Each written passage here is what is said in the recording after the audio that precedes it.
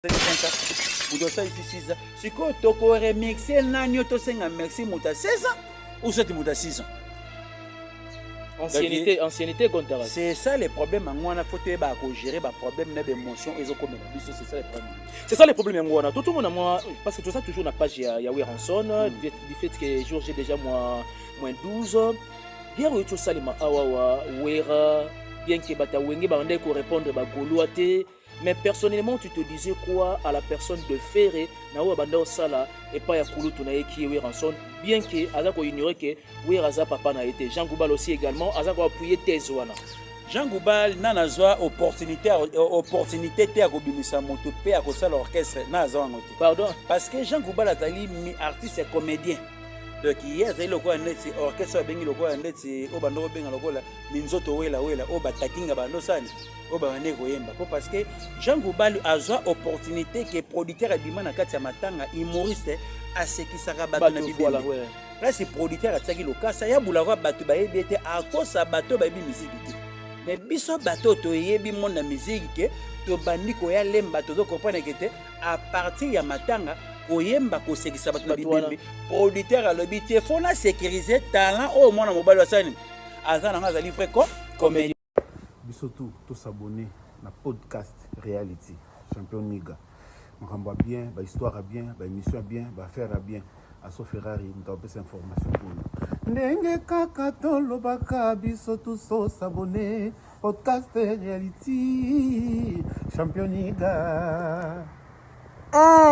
Abonnez-vous massivement na podcast Reality Champion Nega. Ouais, tous s'abonner wana pena na podcast Reality Champion Nega. Kuna ndesika bokozwa ba information nyonso ya quartier latin ba vidéo ba concert au bolinga kandeti lobby le 22 tona concert na Luanda bo s'abonner kaka na podcast Reality Champion Nega bokozwa ba information nyonso za vingtaine ici c'est za vingtaine basse les bassistes de Kofi Olomide quartier latin international de Grand Mopao avec mon ami La Montagne. Animateur digital. Abonnez-vous massivement na bandeli bien na podcast Reality Champion Nega. Et Okani.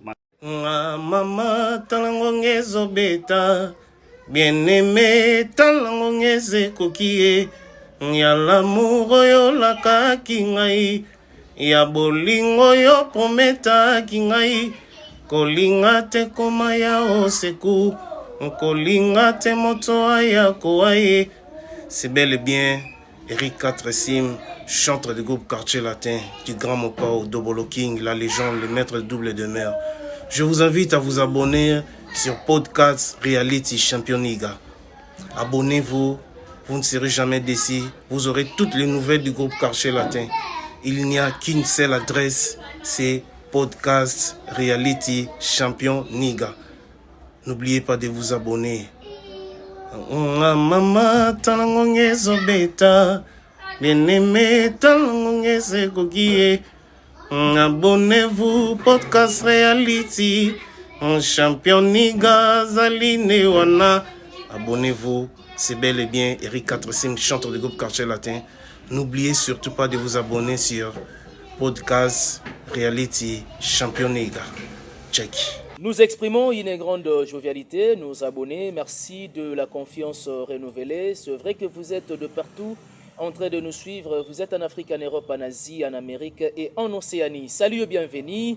C'est l'émission Le Sens des idées. C'est l'émission culturelle. Nous recevons toutes personnes confondues.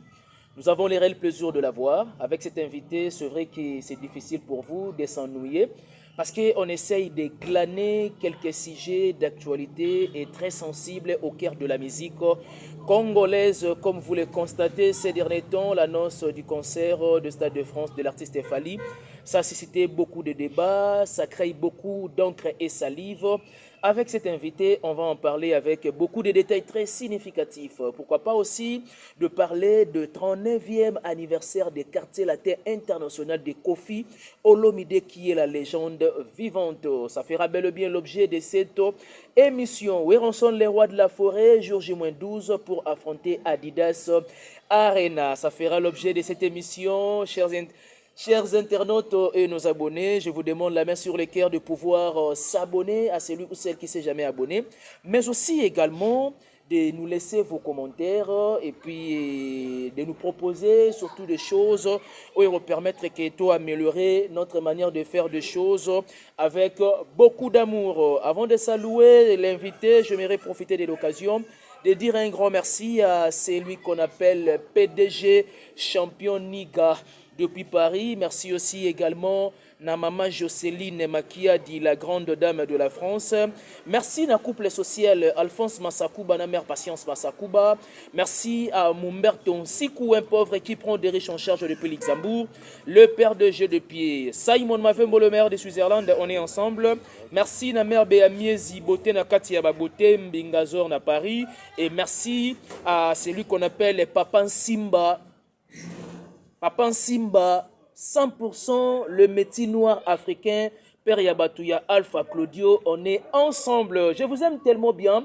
Bon début de semaine à vous et merci aussi également à Denzo Denzel, papa na Alexandre, sans oublier grand maître Makoma qui a dit les monuments vivants, l'homme qui a marqué son époque. Merci à ma chère conseillère et maman Marie-Pauline depuis Paris. On est ensemble. Mon invité est bel et bien à ma droite. Il s'agit de Konistar Mavinga, à qui je dis bonjour et bon début de semaine. Merci beaucoup, Toto Ben. Toujours, Makambe Kendela, toujours bon, Toloba. Et Kenda Batu, et Tigala, toujours Batu. Parce que Ngambouya bon, moi, Tondima. Et va toujours, Toto. Vraiment, merci encore, na boss, Papi Batalatala, Matos, Yana Didier Matalatala, na Peso Bambo Tebele. Vraiment, merci encore, les sous na Dodo Maziza, Motema Valentino Maziza, na Katsa Bilbao, Kolo, Ayeba, Kozana Bino. Merci encore, na Grand Prêtre Pexi Tumba.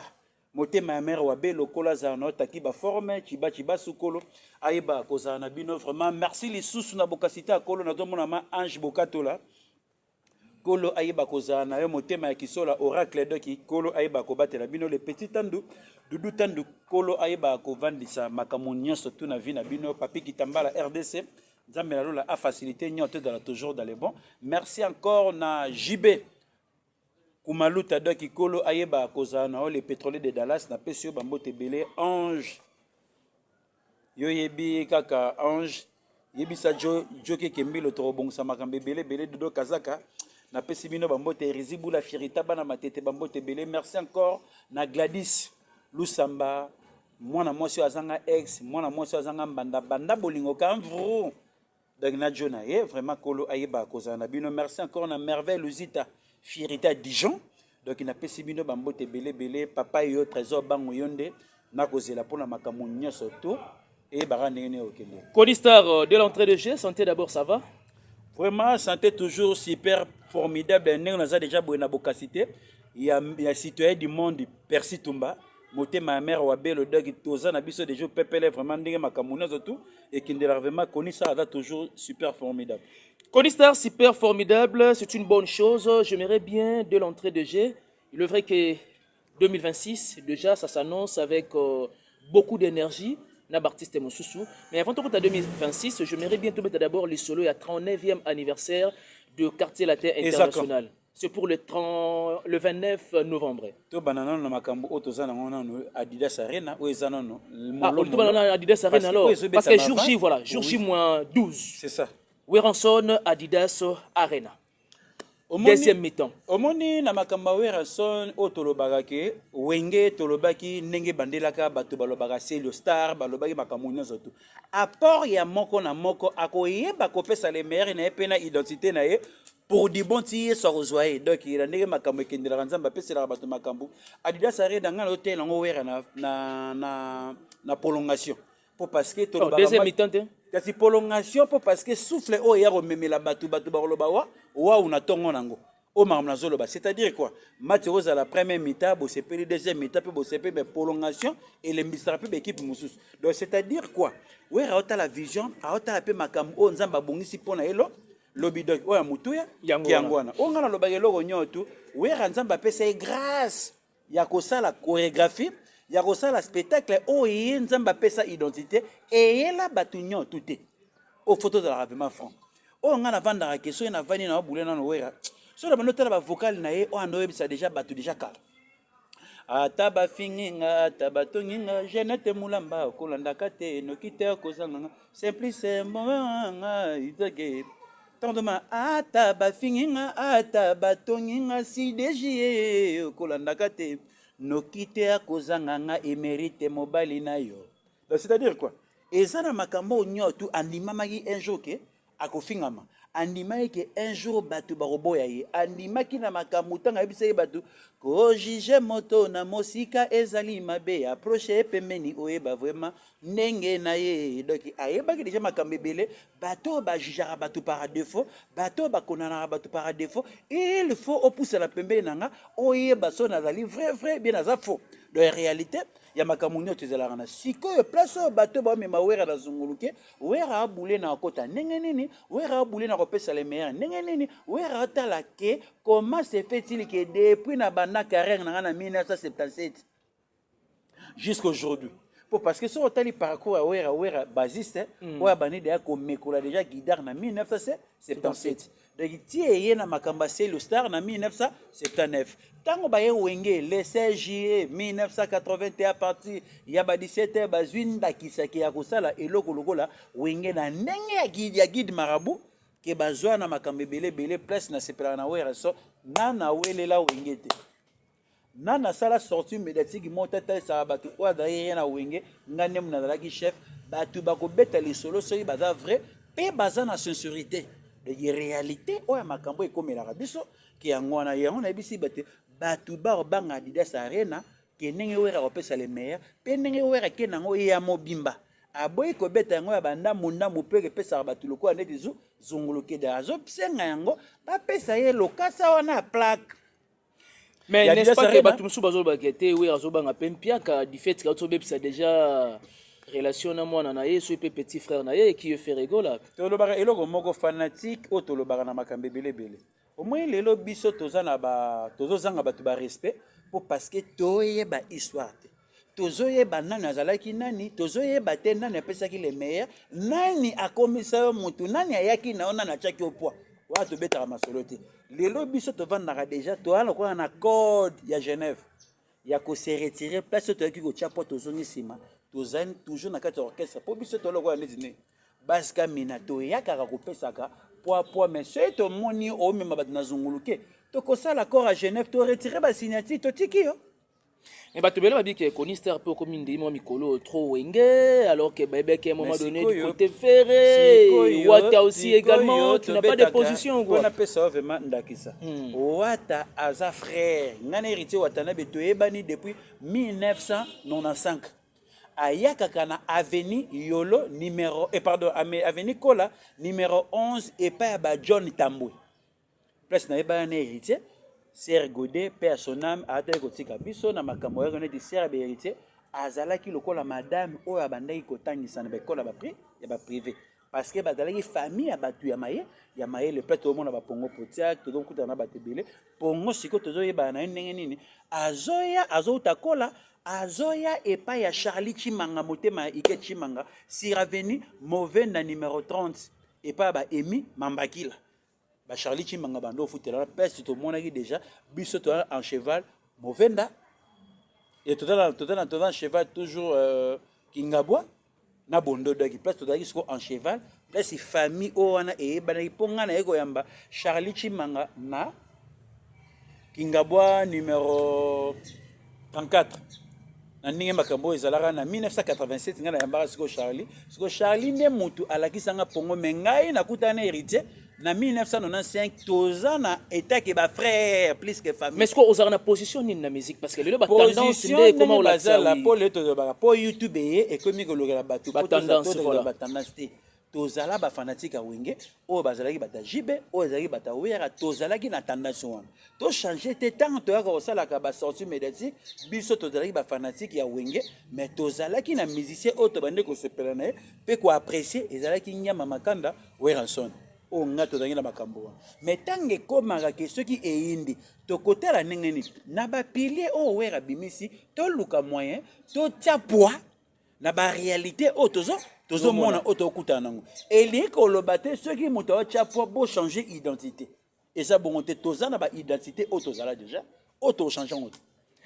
Et ça, on est de voir encore une fois de plus héritier Watanabe na Adidas Arena, alors qu'il y a déjà dans l'Arena Grand Paris, on dit que ça appelle moins monotonie selon Conistar. Au moins, la monotonie la musique est raté parce que ça la gana apport na implication muto ayenango. Oui, ça la héros musus. Héritier kontaka wera perna. Héritier kontaka maison mère zalinda kuna epo a umeli koleka ba médecin nyotosu sauf Papi Kakol. Oso totali ke doyen oui okende kozonga kovanda kosala makambo ebele moya tosala continuité wana ezate mais na ba pilier o bazita nyoto babeta na wenge héritier sali une affaire 16 ou 17 ans mais so tozongi nyoto tona otala mutu so sali 5 ans mutu sali 6 ans siko toko remixer na nyoto senga merci mutu 16 ans ou so mutu 6 ans. Ancienneté Gontara. C'est ça le problème. On a faut gérer les problèmes d'émotion et c'est ça le problème. C'est ça le problème. Tout le monde moi parce que tout ça toujours n'a pas Yahweh Ranson du fait que jour j'ai déjà moins 12 bien tout ça les awawa wera bien que bata wenge ba ndé ko répondre ba goloate. Mais personnellement, tu te disais quoi à la personne de Ferré, na ou banda sala et pas ya kulutu na eki we ranson, bien que azako ignorer que we raza papa na été. Jean Goubal aussi également, azako appuyer thèse wana. Jean Goubal na zwa opportunité te akobimisa moto pe akosala orchestre na zwa ngote. Pardon. Parce que Jean Goubal atali artiste et comédien.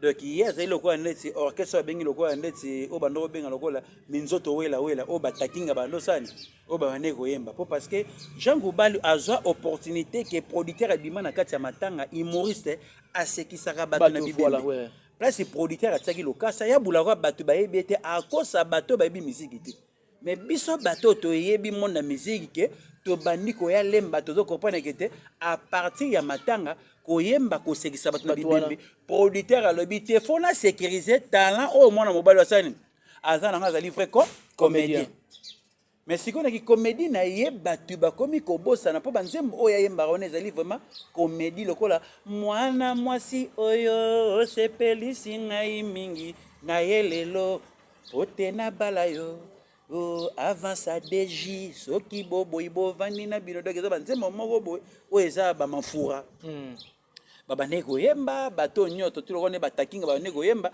lolenge pe bango baza lokola neti bakitania batakinga parce que na ndenge ya komi na ngingi tozalaki na papa na biso lokola walo o ba neko sekisa bato na matanga azaki pe na ligement na ye o ndenge ezalaki na makambo ebele ebele ndenge makambo endosani e ba neko kendela donc foto yebaka makambo nini o tozosa tosala o ya moto yango wana siko tongi ovandaki na makambo ebele ebele tolobaka formation eza na ba façon ebele oyo bato ba formela yango bato état d'esprit tant moto azobisa ke te kesara lobi na esprit ya isoko feta po enom da formanga na esprit ya bagarre mais esprit ya chat na yebike na otala ke musique na do yemba na makambe bele bele po na nini na otala mpesa zitani na bandeko tala dombo petu na ndeko tala Josi Kambukuta na bandeko tala bango po parce que na zwaki ko par correspondance na ndenge makamunyo to oye komela biso siko biso toza na ba erreur ebele pona nini soki mutu aza na art de parler na mboka na biso akomisi mutu mayele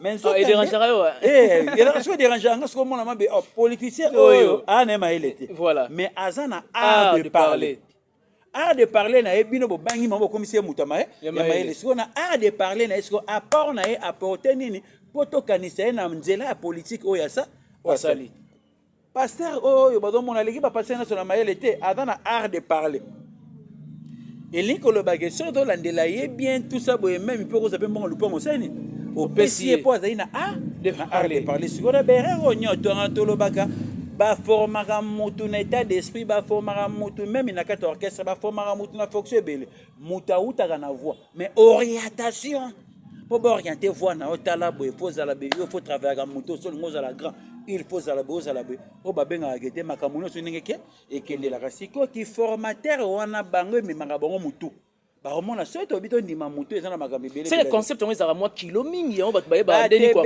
accepter en moté ba kopena ngote pe babula on dirait to yemba bemta format été parce que toza be moni nzembo so ba nina awa et pe sa coopération que soko za na belle voix mais ceux qui OK awa soko zo keneka boye yeba ke na concert moto banda tam sur de 22 jusqu'à l'aube et ça et que lukela biso ba problème aussi ka voix mais faut ça na technique à chat soko yebi ke nzembo eza na makambe belebele soko moni ke tam so ozu tam susu ke vocal na ninga ko diriger ba ta cœur bima na cœur tika bato ba selo cœur yo zo bana moko vocal parce que yonde mutu odo sala loko neti solo vocal c'est-à-dire quoi o gérer bato na ba intervention bato ba ozong solo ba cœur mais soko uti na cœur o yesus na kati ya cœur o uti na kati ya octave ya gérer solo vocal ozongi na cœur yeba ke okoma souffler OK et nyokola yo il faut dans la technique au salabwe ozonga be okende bien ngomona so eloke gérer bato Yangwana. donc c'est ça le problème. C'est ça le problème. Mais Konistar, j'aimerais bien retenir au Kana aspect. Tu peux avoir une belle voix, mais oui, bah pour faire une note. Ezalaka siko place ene komake ba komi ko orienté yo ba komi ko formé yo na biloko nyote exercice ndengeni ba tiki yo kaka yo yembaka na me mujana kata ndaka otayela otiki ko yemba bazongela lisusu yebisa ye wana kotiti musala ozozika voix opanza voix opanza voix opanza voix opanza voix tangu ba romona ki okoli ba koyebiso so yete la patience et la longueur du temps voilà comment tu as Gali. Donc c'est ça le problème. Donc réponse en Yangwana. Yangwana c'est qu'elle est là bon.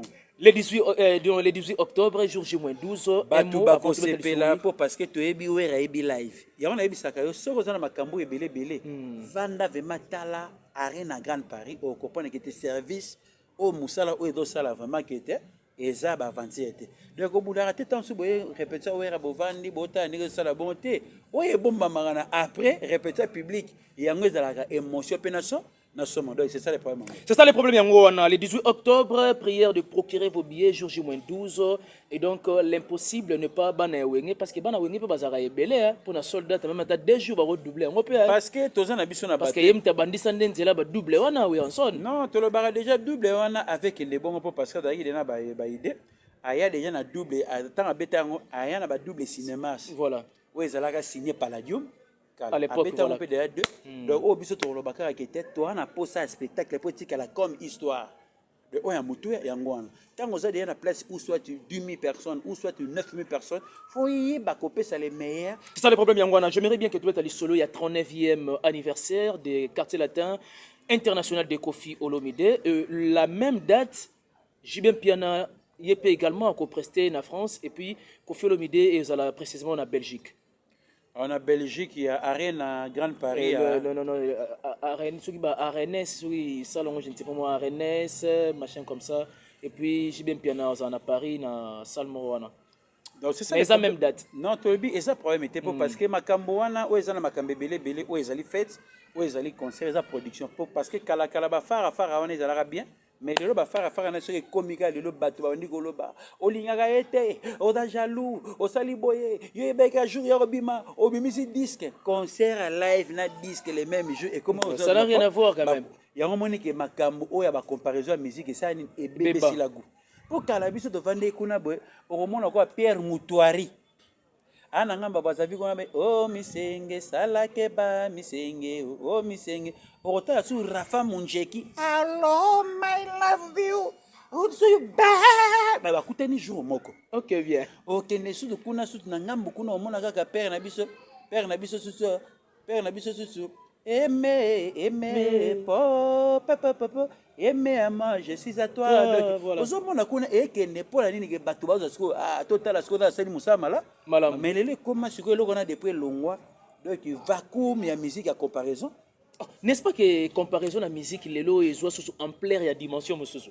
pendant que yozo ni yango pendant comment so bimi o tacheli muninga kala donc tindika tsakala ayeba ke ya osala musala ayeba ke ya ozongisa boye ayeba ke ya okende bedo ya pasi ki yango oya bimisa ka ayeba ke ya obimisa pona ni alingi te mokili meta bien bato bakoma obeta mabaku ngomoni ke ba fara ekufa donc teto tika ye a savourer une année na ye oyo biso obimisa biso ka année prochaine so to bimisi e koma ke bacheli ekala tala lele koma rola moto abeta concert na Kinshasa mais moto abeta concert na Brazzaville na mboka na bango mais bolobi ke ocheli efa mais comment raisonnement biso to comment et puis dans la même nation quand même et agent peuple na da c'est dans calendrier nem da pona rasiko bolo bakete achele libaya distance tala raisonnement biso to comment nango ya buzoba kasi musique ko kasi ça ne ba golon ba na philosophie onati yo ngo ki manga bendeni pour je me rappelle le 24 juin roga beta na masamba débat et puis ça faire rigola awa na stade de Martyr ouais to ça l'émission siko na yolo na zo mona ga be na biaka zo be nga me a buli ko andesi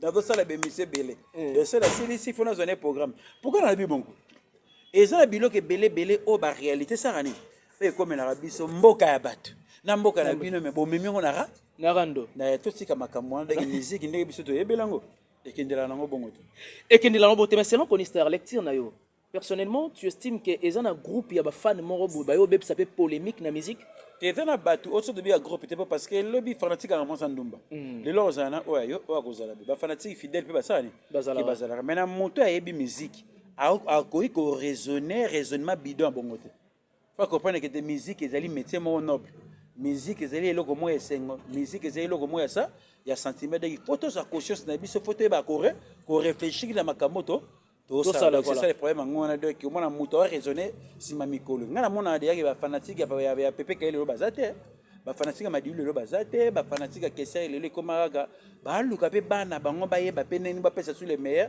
pour tout côté ya hotelenga donc ya pasi yango na fanatique comme appel na tamo bate atelenga tanga hotelengana na organisateur ya vandi po yo kufa akoluka orchestre mususu ke akiko ambasanga sali continuité donc c'est ça le problème autour de ba makambo photos doit kata ya correct ya réfléchir autour de le baguette concert ko fait le blazo robeta anniversaire à quartier ezali orchestre na ye tanga vandi kataki dati wana azaki associé na mutute abulaki makanisa na mutu moko te ebeka ke nga zo pesa le meilleur nanga pona nga na suki déjà awa parce que 39e anniversaire na biso à quartier la terre qui yango to ba toujours pesa le meilleur donc c'est ça le problème encore c'est ça le problème Conistar j'aimerais bientôt mettre les solo il y a annonce il y a Stade de France de l'artiste Fally.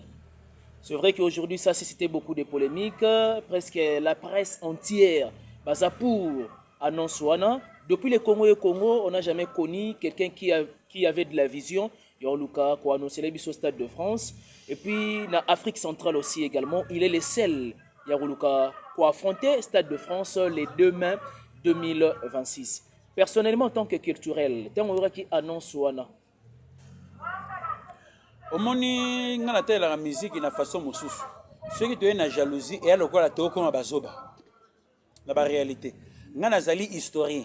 Ngana za mutu ya couche oyo nazana ba sentiment na mais réalité. Na ko pakola on mensonge te pona sepelisaka quelqu'un qui na senana sepelisa mutu moko boye po bozaka na problème na batu na yana ki bêtise na yana ba sentiment moko boye po sepelisa groupe batu moko bete. Nga za mutu na yebi ko réfléchir na mutu na za na conscience oya makambo to sala parce que toujours le balelo oyo ndeko na biso adosala musala oyo esengeli ki asala vision na etanga ya baigete azana makambo oyo ya do viser azana makambo oyo ya do calculer vraiment que tozoloba to chapwa to sepele ba flair po parce que tanga be de dimension na il akozonga sous na basala mike po parce que zali ka nyoso tu on a parcours na ye ezali pe na honneur na biso kete ceux qui peut batu misu ba rozala 3 4 5 ba ke pe na makambo na ba oser et ko sala biso très bien donc il y a pas si ngona auto zo makambe belé oui, je me mets la biso, bah ma gambe belé faut te bah coger. Donc c'est ça le problème en gros. Mais tu te dis quoi lorsque groupe y a battu 2 à 3 personnes, bah on a la contre yango, na ba publication na bango na ba Facebook et puis bah télémé la bango que bah commis bah anti culture. Parce que bato ba beta les solo wana mwana keta masolo bon tenga lingaka ma olimboli kombo ya moto. Je prends l'exemple de Israël Mutombo. Pour le Bobengaï aza anti-culture. Sikoyo Israël Mutombo asala ka musala o ezalo ko la bosolo na po na politique. Siko bosolo na musique soga latisi yango azala censeur na réalité oye azoko mona. Au moins biso toda ba tout temps to beta masolo awa ba ye barate toda likambo ya cause o eza valable to ko soutenir musicien soga ya likambo mo eza génial. To koye bana ningi ko kendo. Siko nanga moto tanto moni ke mwana mai apesaki moi ya nina ye 2026 ezana moi tel betanga zo data sani apesi siko ngana kolanda Israël Mutombo bien na okota na site ya Stade de France voilà ye ne moto kolimbo elanga ke le demain ndeko fali pour pasani a bola. D'ailleurs c'était déjà publié aussi dans le site Stade de France. Sikoyo ngana kotala sur Israël mutombote pour parce que ado même makambu selon sentiment na ye. Voilà. Selon ba dur na ye, selon ba émotion est-ce qu'on a réalité tant na kota ngata 6 na ya kopone gete ezava valable est-ce qu'on a rolanda makambu wana pona ke nango wapi elo ko aneti ke sokoza yuma na makambabu okozala déconcentré moye ba kopesa le meilleur ezalati mokolo orchestre otuna siko balingi nini usot balinga ngate serrez votre ceinture ke na makambu na otenze belé yeba kopesa batu le meilleur na makambu nyoto na nuit africaine otolobaka déjà que eza ba grâce bazora déjà avant que ba wera ba betara na 2011 ba fali ba betara aussi également voilà baza déjà na solo nango ke lobi to koyeba ndenge ndo kopesa le meilleur tout na makambu belé bi kasa fe betara wana et bien ça rappelle de qu'on a biso fali c'est que ndé na kota na kata ndako un jour peut faire la paix anga et là on ne peut vivre avec tout dans la foi o ezana makambe belé ndé singa na mo préféré na foi ya Jonas na libula bakosi ndé singa na na plus que foi que o balobi ke o kolo la bike te na tambo na ba disciple na ngai ke ceux qui boza mayele bogo sala makambo plus que nga de o ya mutu ya yango wana ki yango na sikoto mutu na kondima makambo na ko sala to ça pas ba fleur jalousie za na ngote mokili ezali ya bato leo tokozala lobi tokozala te nde tovai na biso boye toyebi na biso te lombo makiade yebi teke wera obeta arena na Grande Paris oyo ye patikaka nango te ayebaki teke te wera obeta Adidas arena ayebi yango te ayebaki teke te un jour ke basami tutu bakotika kofi fali ipupa moko be akoya arobeta Stade de France ye patika nango te donc ezali tosala continuité otika histoire na vie na yo tango bato barovanda asalaki boye amemaki boye apport na ezalaki nini o eza ya mutuya ke yangwana toyeki kozala bazoba te na sentiment po to soulager ka misemo moko donc ya pasi yango ya pasi yango avant de se disperser est-ce que parmi les artistes congolais nana kozala fier na annonce wana ya Stade de France tolobi tout le monde akoki kozala elo ekabuna ndeko fali na bato mosusu batalaki ba discours o mosusu ezalaki ya lolendo yango monaki bato ebele oyo bazwaki mpe basupportaki badiscours na ye te balukaki mpe basoutenir bato mosusu mpe bazwa mpe tape ya kokweyisa ye po eza na réalité eza na bato oyo nyonso bazali ya kosepela bio tovanda awa tomoi lokola neti ndeko na biso oyo mwana nani oyo akolonga pa fali nani ambasi akoma ta feri alonga pa fali na pa feri akoma otravaille pa feri nani yo ba communicateur bien musicien nazoloba mwana oyo yo azalaki ko travailler pa fali trésor congolais tu fais bongo zo benge mwana wana non naza mukolo mais pour des raisons de courtoisie quand même Conistar wera kenda ko visiter ING ya fasha le siko tango siko yo fali abetaka ING renango ayebisa batu nyoti te bona sima be ko beta et so nango batu te donc il faut toyebaka makamoni oyo biso tozali kosala ntango yo lobi bamiseni bato bakosepela eza na makambo nyonso to ekomaka te jour ya concert yango oyo ezala na makambo po parce que yana na molai toya mpe bato nde totambola mpe boye nani mpe tokomi na décembre te eza na bato oyo mosusu mpeke oyo misusu lelo bakufi misusu mpe lelo babotami eza na bato oyo misusu bakoma mpe na décembre bakufa oyo eza na makambo ebelebele omona mpeke te makambo ofala kosala bato ebele mpe bakoke mpe lilita. Donc c'est ça le problème ngwana donc biso to na posa date wana soki ezali nzambe asunga ye asala spectacle malamu parce que wana ezali grand libulu atala ba concert abetaka la fois passée atala pe ndenga zalaka invité na concert à Kasaf akoyeba ke bon donc servir de leçon ba faille nini oyo tansu bato balobaka trop na pesa eloko opposali honneur nanga eloko suka lobi soki na zate eketikela kete garçon moko boye avanda abotamaki na bandali makelele abetaki Stade de France abetaki basali kilikili lo azali te bato bakobeta histoire na yo na nsima soko ozali te donc azali kotonga carrière na ye mpo lobi bato babeta mpe histoire na ye réalité kenaka. C'est ça le problème. C'est ça le problème yango c'était bel et bien Conistar. Et voilà, nous sommes pratiquement à la fin de cette interaction avec Conistar qui était l'invité de cette émission. Conistar, est-ce que tu as quand même quelques dédicaces na bateau quand même c'est pour la Conistar ou de temps en temps on a joué à appel en tout cas Conistar il faut aller de temps en temps pour avoir histoire et la musique et ça la quand même bon plaisir tant au dédicace à bon. Merci beaucoup na bateau nyos tout bazoma libako Rolanda Conistar mavinga na ndenge makamuno sekendaka to lobaka eloko moko tout ça la part des choses sur le but aux alités bateau ba reconnaître biso même na ba bien fait.